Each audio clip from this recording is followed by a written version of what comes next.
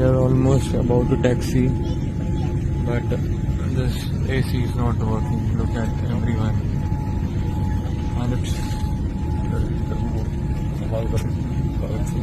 so many people. They are using these magazines. AC is not working at all. And as usual, your TV screens are also not working. Neither this button for calling the cabin crew. Nothing is working. Nothing. Not even the light is working. See, is this what you are providing? And as usual, that is why Air India is considered as one of the worst airlines in the world. AC is still not working, and today it is very hot in Delhi.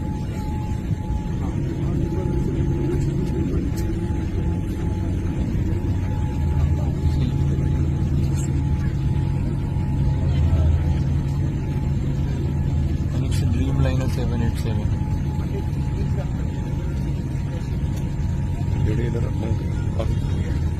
See, I'm sweating like hell. And we are here for the last 15 minutes, nothing happening. Remote isn't working, nothing is working. I don't know why I booked this flight again.